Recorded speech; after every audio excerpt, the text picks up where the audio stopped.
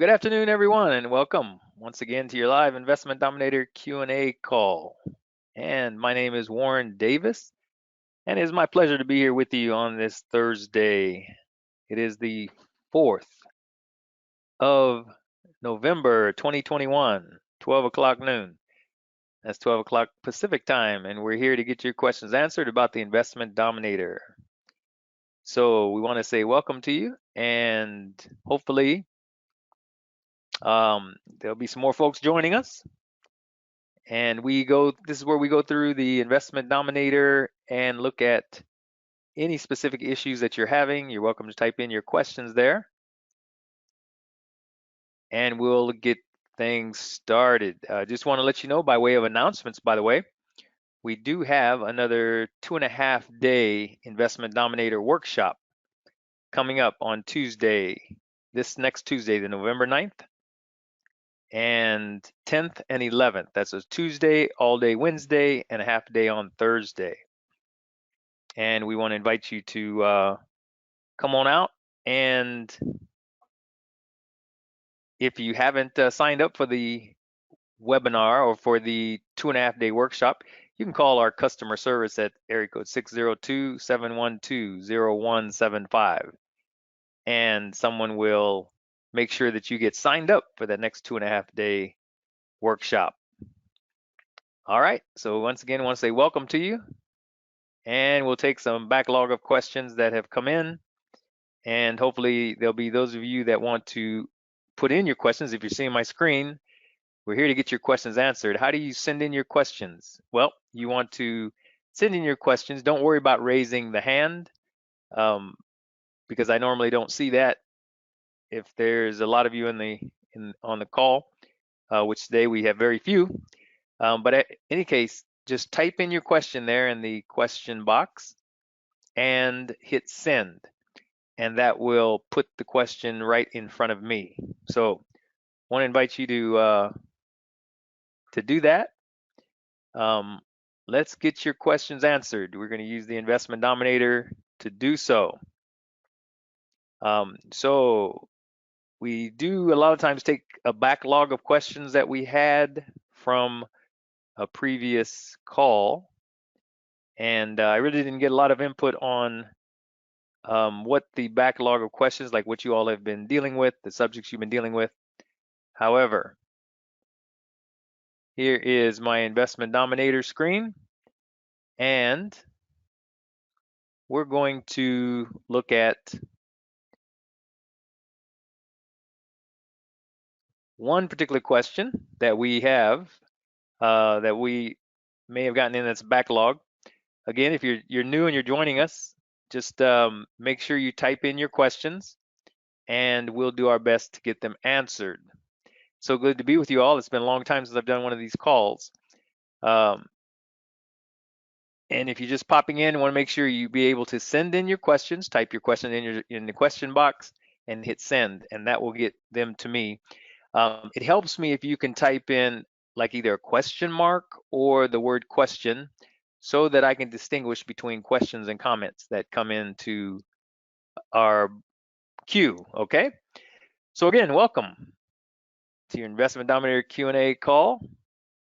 And we're going to kick it off here with a backlog of questions that we've had, one of which deals with, someone asked, which just, I guess, curiosity, what's the lowest amount that when you're calculating an offer, what's the lowest market value Investment Dominator will accept to calculate an offer? Now, that's not a question we get very often, but the lowest amount, it has been $2,500, $2,500 has what it's been before. We'll check that out to see. So I go into offer request, that's anything with independent preliminary research status, and I come over here under my calculate offer option amount. And if I were to put in 2,500 in my market value, you see Investment Dominator says, well, we're going to have a minimum of 4%, maximum of 8%. So this is just about the lowest amount. I think if we type in anything lower than that, and see Investment Dominator doesn't even do a calculation. So I think 2,500 is the lowest. 24, let's say 2450. Nope, still didn't calculate anything. But when I go to 2,500, Investment Dominator gives me a minimum and a maximum amount that I should offer. So I think 2,500 is your lowest amount for calculating an offer. I don't know why someone wanted to do that, but um, I'm trying to think if we've ever had a market value lower than $2,500. I don't think in the years that we've been doing this business, I don't think we've ever come across a market value lower than that, nothing that low, period. So hopefully that will give you a little insight there on how low you could calculate your offer. I think we had a question from a Barris. It's more of a business question. We like to keep these Investment Dominator related if at all possible. But in the absence of a lot of questions about Investment Dominator, we will take some business questions. This one has to do with if the buyer walks away from the deal. So, you have a buyer that comes in, wants to purchase a piece of property that you have on your selling site. Hopefully to know that you have a serious buyer, you have collected $500 non-refundable earnest money, an earnest money deposit, and you've had the buyer sign a contract. That's the only way I really know that I have a serious buyer that's willing to go forth with the deal, is if they're willing to put up some money, especially that non-refundable earnest money deposit, and sign my contract. So we release this, the buyer signs your contract, perhaps gives you earnest money, and if the buyer decides not to go through with the deal, what happens in that case? And so the question came up, well, if the buyer walks away from the deal, do you keep the earnest money, that the buyer has taken into the escrow or the attorney, basically the closing agent, and whether or not the buyer resigns what they call a release form, to a release statement saying they're, backing out of the deal or whatever, regardless to what the buyer does, you are allowed to keep that non-refundable earnest money. And I would recommend that you go on and retain that, have the title company send you that money in the form of a check, and you just move on, remarket that property. So if the buyer does walk away from the deal, hopefully, you've gotten a little bit of earnest money for your time and the effort that you put into that deal. All right, hopefully that will answer your question there. Again, if you have some questions, please feel free to type them in. We had a question, again, on one of the backlog. How do you add more properties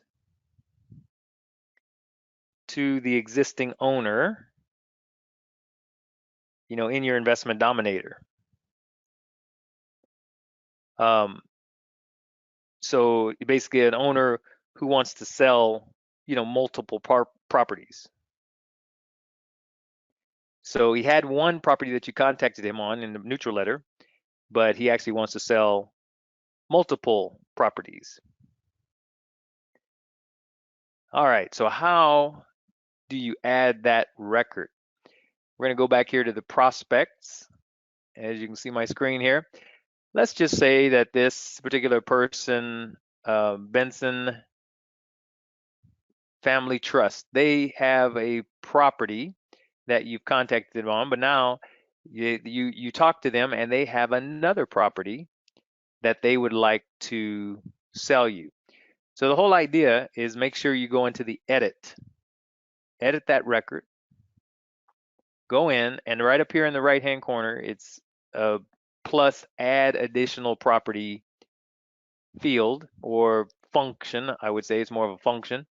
If you go add multiple, add an additional property, okay, one of the first things you'll see is you have a property ID that should get updated, right? Once we add with a brand new number, but the owner's ID information, that owner's ID, company name, that should stay and remain the same because you're adding another property for the same owner. So this contact information should stay the same.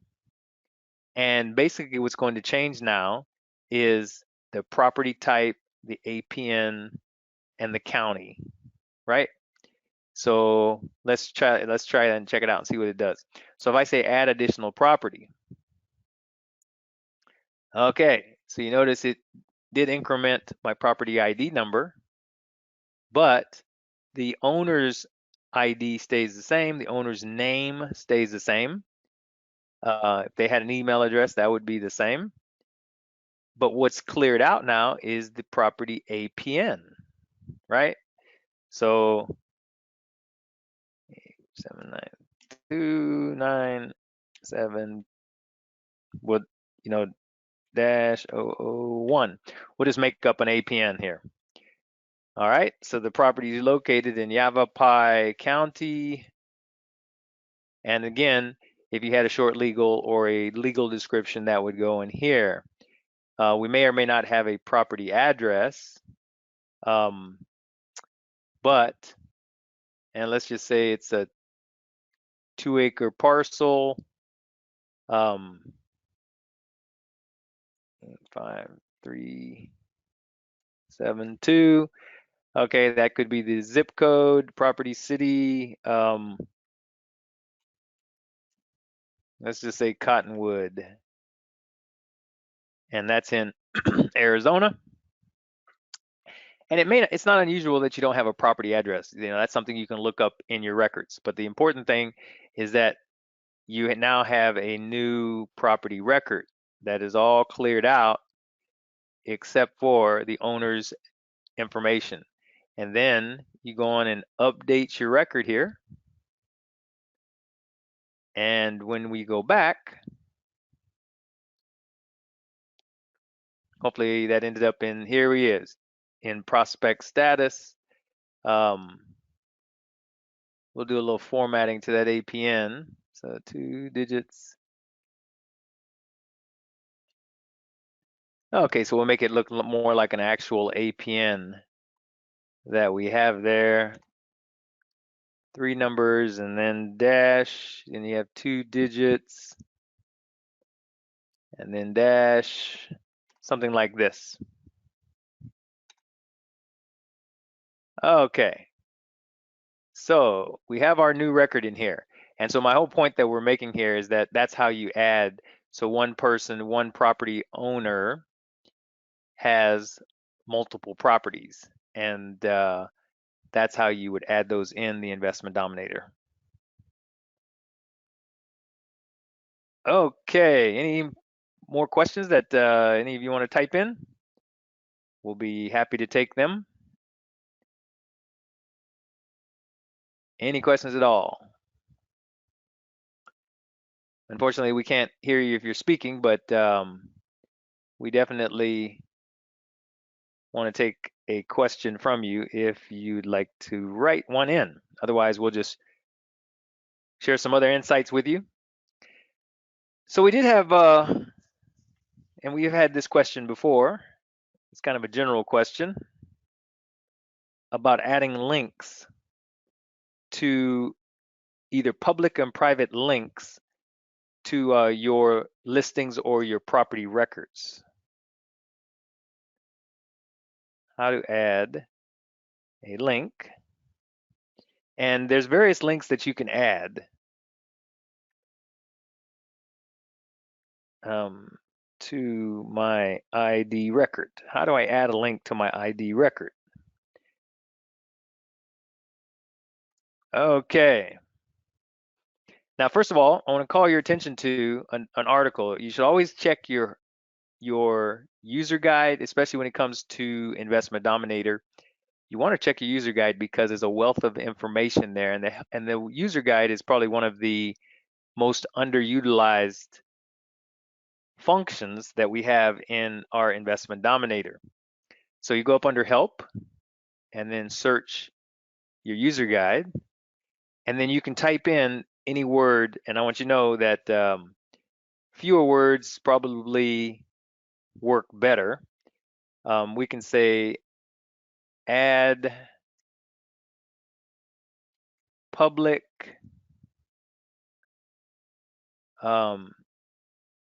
or private links, and search our user guide. And here is an article here, how to add public or private links on our listings. And you go ahead and click on that. There's a video with this one. Some of the articles don't have videos, but this one does have a video. So you can play that video, and I don't know if I think I might have made this one, so you'll hear my voice and you'll see me going through my Investment Dominator, how to add a public or private link. You want to make sure you edit your record, first of all, and then you go all the way down to the links section in your Investment Dominator, and you can then add a public or a private link. Now, this does explain the difference between a public and a private link. Public links are going to actually display on your listings that you have in Investment Dominator. So a listing would be what's on my selling site. This is a listing. So then when I go into view details, a public link will show up. If I had a link set up, the link would show up right in this section here after your property details. I believe is where your links would show up. However, if you don't have a link, obviously it's not going to show up. Now, private links, they will not show up on your selling site. Remember, with Investment Dominator, anything marked public is going to show usually on your listing. If it's marked private, if the link is marked private, it's for you to use internally, for your own business, and it's providing you information, and basically you're the only one that's going to see that when you execute that link. So let's just say I was looking for a map of my property. Let's see if this one has any in. Let's see if I can search for county, state. Well, let's see. I'll have to do an advanced search so that I can search for a property, city, and property address, property state. And let's just say equal North Carolina. See if I find any. Oh, nothing with North Carolina. Interesting. Okay, that's okay. I'll just make up one here, or pretend that we are, let's see, advanced search. See if I can find property, state. Let's see if it's NC, if it comes up like that. Okay, that's better. Okay, so anything in this Beaufort County, I'll change the status here just so that I can put it back in prospect status.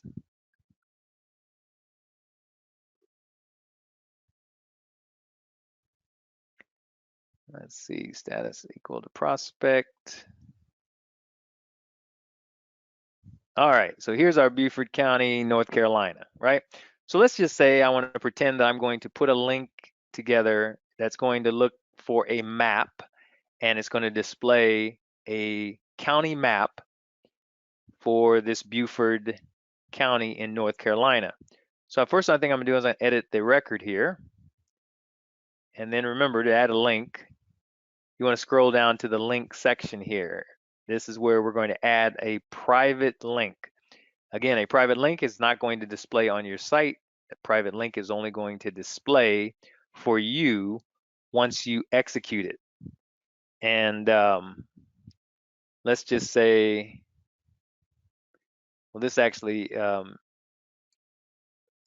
going to call it Wise County GIS site map. I know we're in Beaufort County, but we're just going to pretend here. Description, this is a private link to county map. Okay, so now this HTTP, this URL, this is if you were actually going into Google or you're going into some browser, if you were going to execute this to actually see the link, this is the statement that you would want to put in associated with your HTTP, and this would be the part of the address. So this field has got to have access to your county map, and what you would do is you go into your county map and you would find this location, you'd find this address in your county map, and that's how you would know how to pull this information and put it in here. So this is going to be near Raleigh, North Carolina, and that's how we are going to find this particular parcel, all right, in the county maps, the IMAPs area. That's what this is addressing, IMAPs. And so now we want to send it a variable. See this, if you hover over the question mark here, this is variable 1 or variable 2 that you can send to this particular address so that it looks up a specific parcel.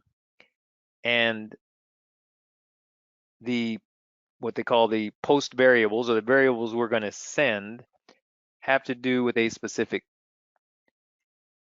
parcel information number, or PIN, 17202552244. So this is the actual property identifier, if you will, in this IMAPS area that's going to display our county map. All right, so we're going to add this now as an actual private link. So as you can see, this is an executable, but again, this is private. So if this record were actually a listing, this would not show up on my selling site. This is for me to come in here and determine, and say, I'm gonna update my record here, by the way. So I can execute this link from within Investment Dominator, and here's what it will do. So it goes into IMAPS, it takes that variable that I passed it, and voila, here it is. It shows the actual parcel. They say, okay, well, Warren, why, why would I ever want to use this? Well, this can be used, if you get a customer on the phone or a person that wants to sell their property, and now this is I wouldn't actually go this route, but this is just a way you could use it. But I wanted to see what that property looks like, right? And I've got them on the phone, so I look up their record, and then I want to see, okay, well, what does Viola West's property look like? I can then come in here, I can execute my internal private link, and it's going to take me right into that site, into the IMAP site, where I can then see, how the property is shaped, and make sure I'm on the right property. Now, again, this was a made-up situation, so everything's not consistent. But anyway, you get my point. Hopefully, that this is how you would send or create a private link in Investment Dominator. And the other one is pretty much the same. It's just it won't be private; it will be public. And then if it's public and it's associated with an Investment Dominator record, basically under our selling, any records that are in complete ready to sell status, those are the records that are going to show up as listings on your selling site. Again, your selling site. So if I came into one of these records on my selling site, one of these listings, if I had a public link set up, when people come in here to view your details, they would scroll down to the section right after, probably right after this map to property, and it would have a link if you had a public link set up there. Okay, so again, if you have any questions, please type them in. We're not getting a whole bunch of questions coming in today so far, but want to make sure that we cover any area that you're having an issue with. If you'd even like to just type in an area that, of Investment Dominator that you're struggling with or that you'd like to have information on, I could then at least cover that for you so that you make sure your time has been well spent on the call. Okay. So far, there are no takers on that. I'll be happy to cover anything that you need me to cover. Let me see. Again, those of you that may be brand new and you're going to be coming to the Investment Dominator 2.5-day workshop next Tuesday, Wednesday, and Thursday. I will be one of the facilitators on that, and I'm definitely looking forward to working with you all. All right. Let's see if we have some more specific Investment Dominator related issues we can cover here. Those of you that will be on the 2.5-day workshop, there's what we call the big three. We cover that on Monday. I'll be back again on Monday evening. We'll be covering the big three that has to do with your profile, making sure that your profile information is set up correctly, then making sure that your company information is set up correctly. Those are the big three. And then we'll also be covering your buying and selling site domains, which will be associated with your buying and selling site that is being produced out of the Investment Dominator. So we'll be covering that. I'll cover that in detail on Monday, but if you have any questions around that we can answer today, we'd be happy to address them. So question that we have usually, and it's come up a couple of times, is what if you purchased your URLs from a different company other than GoDaddy? GoDaddy is who we recommend that you purchase your domains from. However, you can purchase domains from like Namecheap or another domain provider. There's lots of domain providers out there, so that you can have your associated with your buying and selling site. But if you purchase them from some other company other than GoDaddy, you still have to point them. The www CNAME record must be pointed to the Investment Dominator server. And real quick, if I can go into that.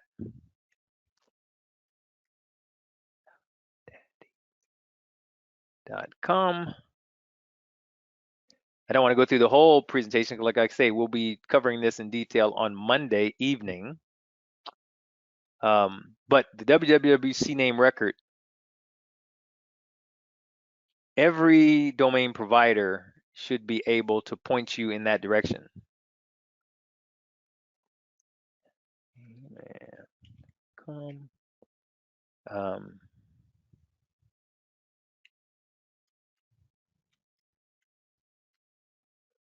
Hopefully that's still my login information. Okay, yep. So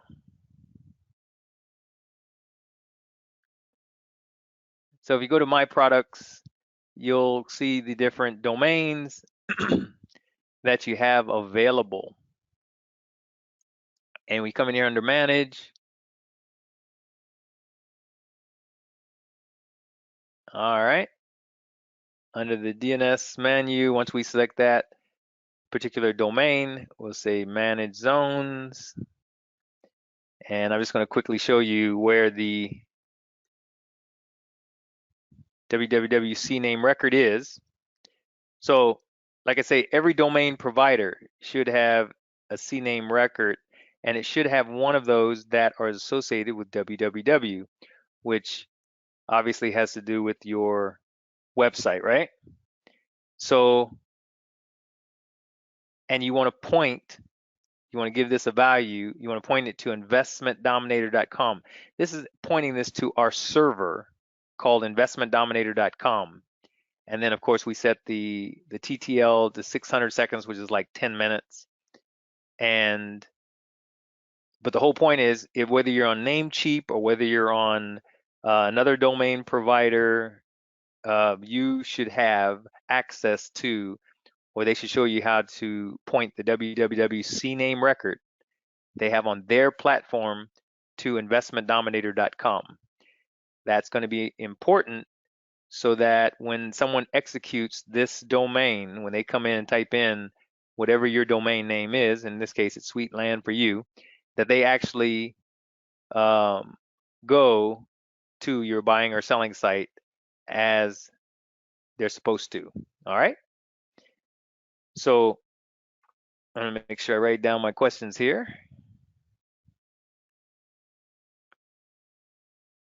If we purchased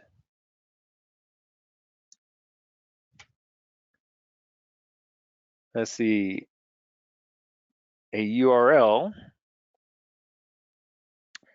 from another domain provider other than GoDaddy.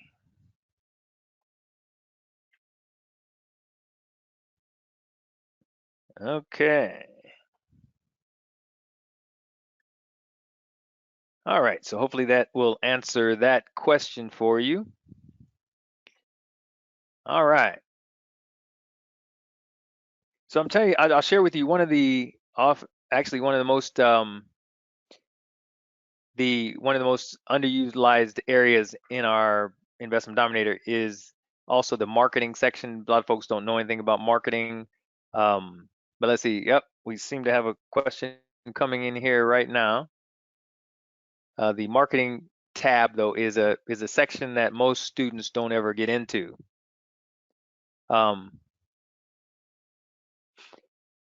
Okay. Okay, so Norma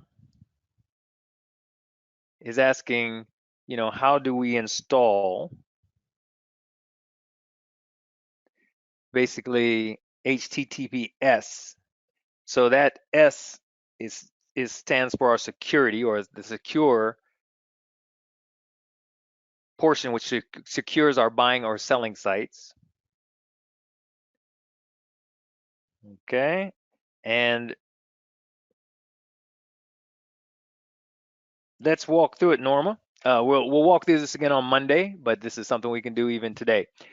So under your websites, excuse me, not under websites, under customize, you're going to see two areas. You're going to see a website settings buying and a website settings selling.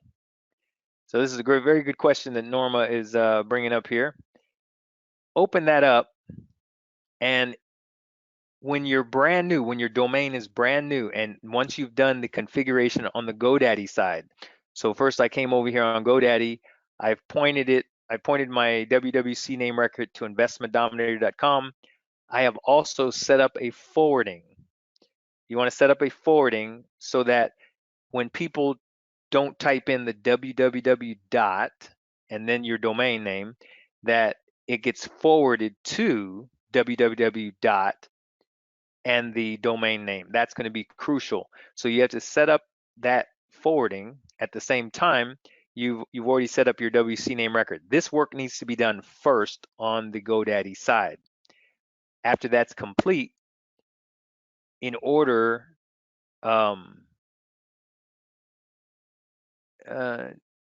let's see, I'm getting a message here. Okay, let's see, that's better. It's saying about my microphone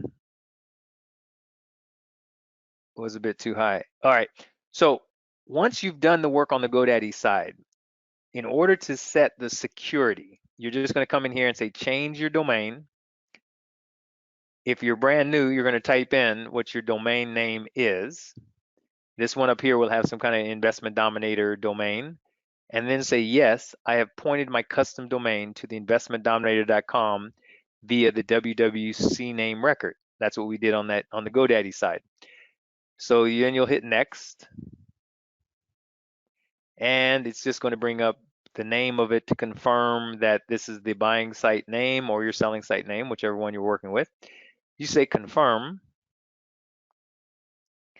And at this point, once this comes back, I believe that's where the next step is for you to add your security. Okay. This takes a little while now to process. It used to didn't do that. Okay, so domain name was changed.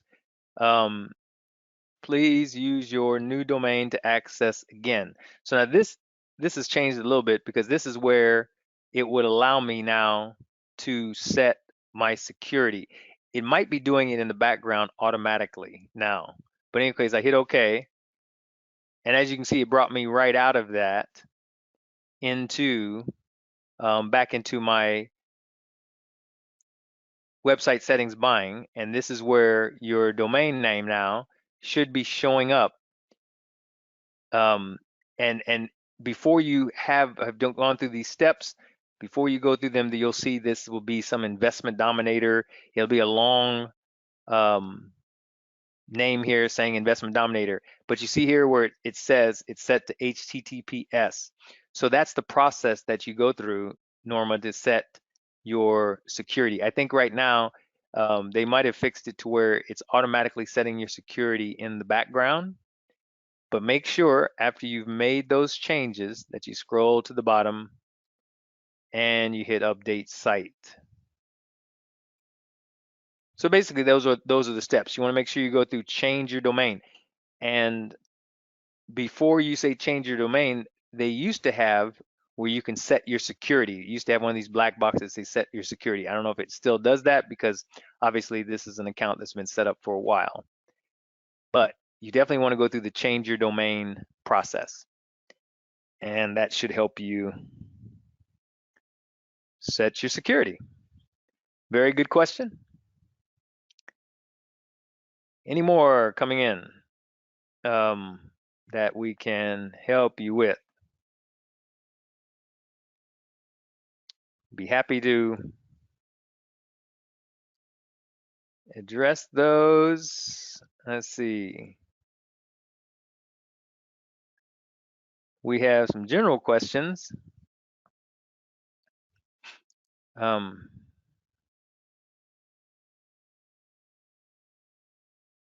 Okay. Open our notes, how to produce 3D image. Wow, some of these are a little bit more to get into. Handle the neutral letter. Okay. Oh, you're very welcome, Norma. My pleasure. So let's look at another one that might be a little bit more easy to get at here in the time that we have left. Okay, what about tagging records? That's a question that people have that really helps you organize your business. So, 28. And again, I have to make sure I get my questions down here. So how do we tag records? How to tag records in Investment Dominator? Okay, the way I tag records, and if you just so you have an understand what tagging is, tagging tags basically group records. So types of records that you want to group in your Investment Dominator, you would want to tag. So a perfect example is if I have offer requests that I'm sending out of Investment Dominator. I have some offers that have been done here, some have not been done. But let's just say that I've got 6 pages here and the majority, oh, just a couple of offers have been done. But let's just say I have an offer here that has been completed. How do I know it's been completed? Because I see an offer amount here. It's got a market value and I have an offer amount. So this is an offer that I'm ready to mail out of Investment Dominator. Let's say I'm going to mail this offer out today. Now notice I have a tags, I'm displaying my tags here. And I'll show you how to change the view on your dashboard next. View of dashboard. Okay, that'll be something good that we can share with you before we get off our call today. So in any case, I want to tag this offer so that I know that I sent the offer today, being November 4th, 2021. One of the first things I'm going to do is I'm going to come up here under customize and I'm going to generate my tag. So I come up under customize tags and I'm just going to add a tag here.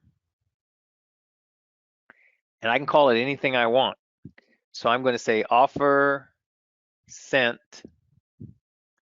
This is November 04/21.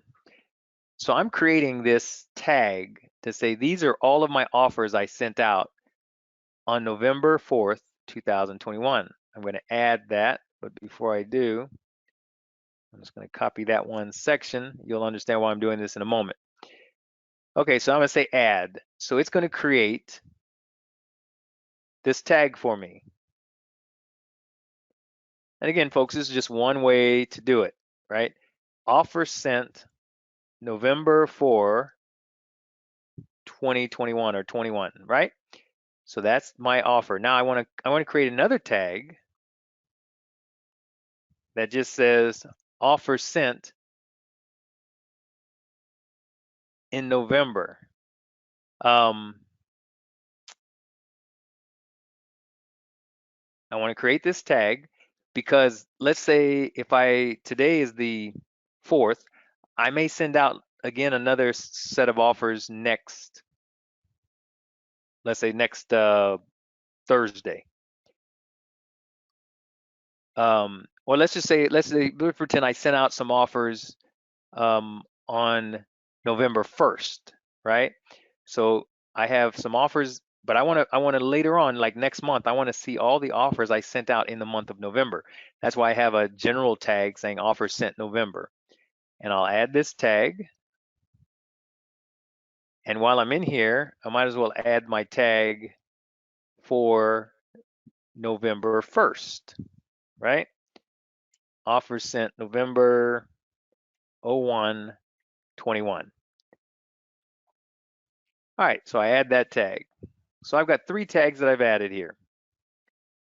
Go back into my land deals records, look up under my offer requests. Here's one, and let's just say I sent this offer out on November 1st. So I select it, come up here under tag, and then I'm gonna scroll all the way down to the bottom where those were sent. I sent this offer sent November 01/21. I confirm that, I add that tag. Okay, so here it shows up, offer sent November 1/21. Let's say on this next record here, where I have an offer amount, that I sent this one out today, November 4th. So I tag this record with my tag, offer sent November 1, excuse me, I want to say November 4/21. That's the one I sent out today, right? And I confirm that tag. So I have now 2 records that I've tagged This was sent today. Previous record was sent on the 1st. So now let's just pretend we're in the month of December, and I want to look back and I want to see every offer that I sent out in November of 2021. This is what I might do this because I either want to send a follow-up message, or I want to follow up with these people, or I want to send them a second offer next month. If they didn't get back to me, or they didn't say I accept your offer, I may want to send them a second offer. So how do I go back in here now and search for all of the offers that I had in the month of November? I'm going to do what we call an advanced search here. And I'm going to say, I'm going to search by tag, and I have to say contains, because it's not going to be totally equal to, but it's going to contain offer sent NOV. You see, the way Investment Dominator works is any tag that has the words offer sent NOV, Investment Dominator will pull those records. So if I want to see all the records that where I mailed out offers in November, all I have to do is say offer sent NOV, right? So it contains this, tag contains that, and I'm gonna, and by the way, when you create an advanced search, you can save it. So I can save it and call this offers sent NOV 21. Let's say 2021, so we make it clear. So we're in the year 2021. I say okay, so it creates, now it's going to save that search. So when I execute my search here, hope it doesn't make a liar out of me, it comes back with those two records. You see, I searched for all the records that I had offers sent out in November of 2021. This is what the system found. So this is just a way, people, you can tag your records, and you can know when to send out second offers. That's a very common question that we get. Okay, so now I told you I was going to share with you how to change your display on your dashboard. Okay, your dashboard is this area here. So you have your ID, which is a property ID. You have your status, your owner, state. But if I want to change the information being displayed here, so that I can see more or less information, I'm going to come up here under this view function, and everything that's checked basically are the fields that display on my dashboard. If I want to stop displaying tags, I'll just unclick tags, say save, and as you can see, my tags field has gone away from my dashboard. If I want to bring it back, I'll select tags, say save, and here's my tags field now. So that basically controls all of the information that you display on your dashboard in this area here. But again, what I just showed you is something you will use in the future, or something you could use in the future as you get into the place where you are sending out offers. Any questions on that? I'd be happy to address them, or if you have any other questions, please don't be shy, type them in. And we will get as much answered as we can in the next few minutes. We've just got about 9 minutes left on our call here. So, any more questions coming in, just please type them in and hit send, and they will get to me. Let's see, I was telling you about the marketing tab.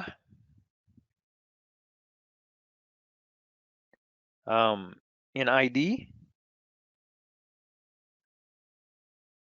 and there's no way I can go through this in the time that we have left, but I can at least touch on this marketing tab. A lot of students don't really even know how to use this. Immediately, what I like to do is make sure you understand there's a prospect record here in your marketing section. Remember, your marketing section is associated with you selling property. So who do we sell property to? We sell property to buyers. So this is a prospective buyer. This is a prospect, a buyer prospect, someone that's interested in purchasing land. What students have get a little confused with is because they look in the land deals area and they have a prospect as well, a prospect status record. These are prospective sellers because remember we're sending them neutral letters. So these are your prospective sellers of property. In your marketing tab, these are prospective buyers of property. So we want you to notice that's the main difference. So if you're ever over in the marketing tab, you have to think these are my buyers. People are going to buy my property. Your marketing has everything to do with you selling successfully your property. Any records that are marked type neighbor, which means that you have a piece of property under contract. You kind of have drawn a grid around that property, and you're going to now send your neighbors a letter saying, hey, I've got this parcel for sale. It's in your area. How would you like to take advantage of a good neighbor price? So any records we put in our marketing section that are marked as neighbor, that's what that would be for. And it also will allow Investment Dominator to actually generate a neighbor letter. So if I select this and I come up under Generate Documents, and I look at my neighbor letter, and I look at the content of that particular letter, here it is. Based on today's date, don't think we've ever met. So this is an example of your neighbor letter that would be sent out of Investment Dominator. All right, and again, that's generated in your marketing section. And it's just basically telling the neighbor, hey, we want to make sure you get the first crack at purchasing this property. So if you're really interested, go ahead and contact us, at our phone number, and we'll be happy to give you that special neighbor price. And a lot of times, the beautiful thing about neighbor letters, and I really, really promote neighbor letters, is because the people know the area already. They already know that they're probably interested in that piece of land because they've lived in that area. They want to expand their real estate in their area. So neighbor letters are very effective. Once you sell a property to a neighbor, you don't have to market that property. That's the beautiful thing. You don't have to spend time or energy trying to get realtors involved to sell that property, or listing it on your selling site, listing it on Zillow or Craigslist or Facebook Marketplace. You can just sell it to a neighbor and everybody's happy. So I do very much push neighbor letters. I know that in our company we had a property that had been sitting for about 6 or 7 months. We had them, we purchased the property, so we basically trying to sell the property. And when we learned about the function or the marketing for neighbor letters, we sent out neighbor letters. We sent about 50 neighbor letters out in the various areas around that parcel, and we sold the first of those 2 parcels in probably 2 weeks. We had a buyer bringing their money in, and then the last the last property we sold in within another week and a half to 2 weeks after we'd sold the first property, but it was all from neighbor letters. So that's why one of the reasons why I'm a very big fan of neighbor letters. And over the last couple of years, we've sold several properties using the neighbor letter function. All right. So I want to make sure that we get the tagging information. We talked about that. And we basically covered your marketing tab, which has a general question. Okay, the marketing tab in ID. All right, folks. We're kind of winding it up here. So if there are no more questions that you have to type in, I'm thinking we probably cut it right here because the last questions that I have, they're rather involved, and it's going to take us more than 3 minutes to go through these questions. But I sure appreciate you all being on today and spending this time with us. Don't forget that there is a 2.5-day workshop coming up next Tuesday, Wednesday, Tuesday the 9th, 10th, and 11th of November. And we'll be 2.5 days going into all aspects of the LPG deal flow using the Investment Dominator. Since you're still looking at my screen, this is what we'll be covering.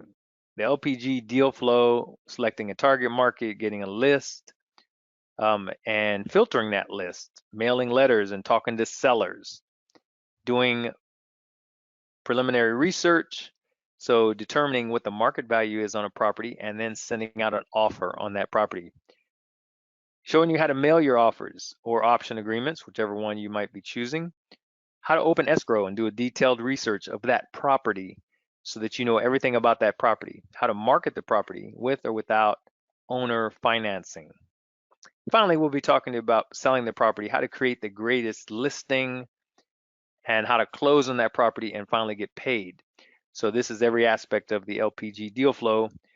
We'll be condensing that down to 2.5 days. So it's a lot of information. If you want to know exactly whether or not how to sign up for that, you can call the customer service number at 602-712-0175. Okay.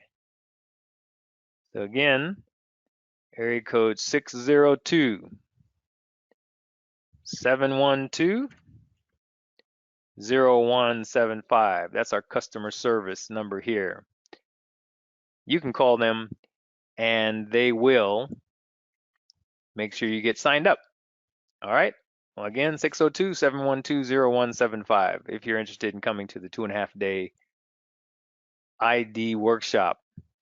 Other than that, folks, I want you to have a wonderful remainder of your day. Have a great weekend, and we'll look to be back with you here on Monday evening, 5:00 p.m. That's Pacific time.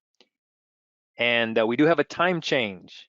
We do have a time change this Sunday. I was asked to mention that, so please, you all that are out there, that if you're not in Arizona, you have to fall back an hour, right?